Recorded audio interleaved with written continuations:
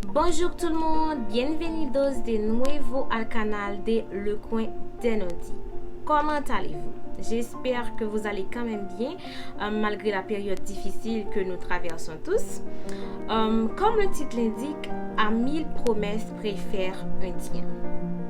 Nous sommes nombreux à prendre à la légère les promesses que nous faisons aux autres, nous disant que la terre ne va pas s'arrêter de tourner si nous manquons à ces promesses.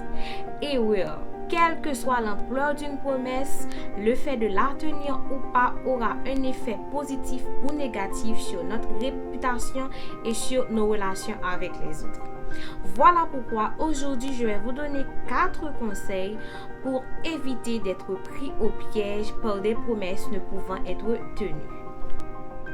Premier conseil, réfléchissez avant de faire une promesse ou de prendre des engagements envers les autres. Évaluez ce à quoi vous vous engagez. Est-ce que vous serez disponible et disposé? Est-ce que vous aurez le temps et les moyens nécessaires pour le faire?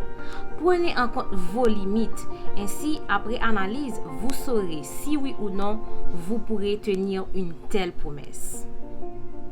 Deuxième conseil, apprenez à dire non.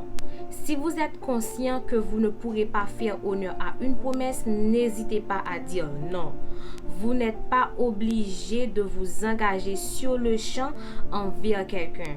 Si vous avez un doute, accordez-vous un délai pour y réfléchir. Ne vous responsabilisez pas de quelque chose que vous savez que vous ne pourrez pas réaliser.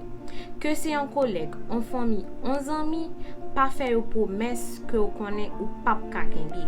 Parce que après, c'est vous même qui pral nan kouri, nan marron, c'est vous même qui honte. Et vous même, y a juste dit que vous sont monde qui pas sérieux. Comme c'est écrit dans Ecclésiaste 5, verset 4, il vaut mieux ne rien promettre que de faire une promesse sans la tenir. Troisième conseil, ne cherchez pas d'excuses pour manquer à vos promesses. Si vous vous êtes auto-trompé en fermant les yeux sur vos limitations ou en ayant peur de dire non, ne cherchez pas d'excuses pour vous libérer de vos promesses. Ou bail en mon parole ou faut ou respectez. Remuez ciel et terre dans la limite du rationnel et de la moralité pour tenir votre parole. Si à chaque fois pour mettre mon bagage ou chercher excuse et ou joindre excuse, ou venir son bagage normal pour pas qu'un promesse. Et sans vous en rendre compte, chaque petite étincelle de manquement à votre parole finira par mettre le feu à vos relations.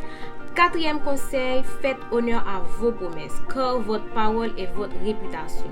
Rompre une promesse, c'est l'un des moyens les plus rapides de détériorer une relation. Si ce n'est pas votre première fois, vous habituez votre entourage à des déceptions constantes et vous créez chez l'autre une certaine méfiance. Et ne soyez pas étonné de voir que vous avez la réputation de menteur de quelqu'un qui n'est pas fiable. Et ça ferme un pile porte devant. Aussi, ne minimisez pas les promesses les plus dérisoires.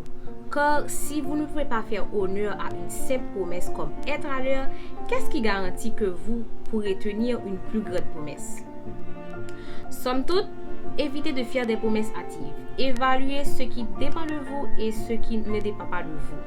Il vaut mieux mécontenter par sans refus que de manquer à une seule promesse. Si vos émotions, vos sentiments ou encore votre empathie vous ont poussé à faire des promesses que vous ne pourrez pas tenir, ne les révoquez pas. Assumez-les dans la mesure du possible. Il est important de tenir vos promesses car cela va affecter votre réputation et vos relations. Petites promesses, gros promesses, toutes ces dettes.